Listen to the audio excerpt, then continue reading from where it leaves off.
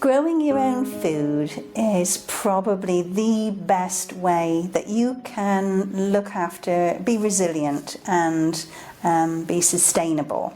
Now everybody's got different sized gardens available, but it is something that I do cover in the talk. And one of the easiest things to start with, because the first step is always the hardest, the easiest thing to start with is sprouting little beans, just to see what happens. Grow herbs on the windowsill. You can actually grow lettuce, various lettuces on the windowsill.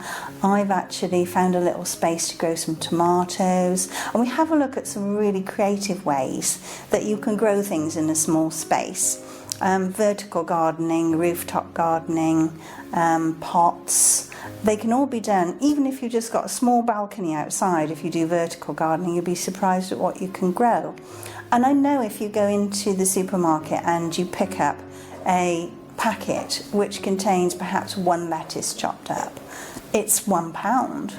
And when you pick it up, it's full of air, plus you've got the single-use plastic. So I think starting with small, easy to grow things is the best way until you pick up a bit of momentum, and that tends to be the way for everything that we do. The first step is always the hardest, but honestly, it's easier than you think.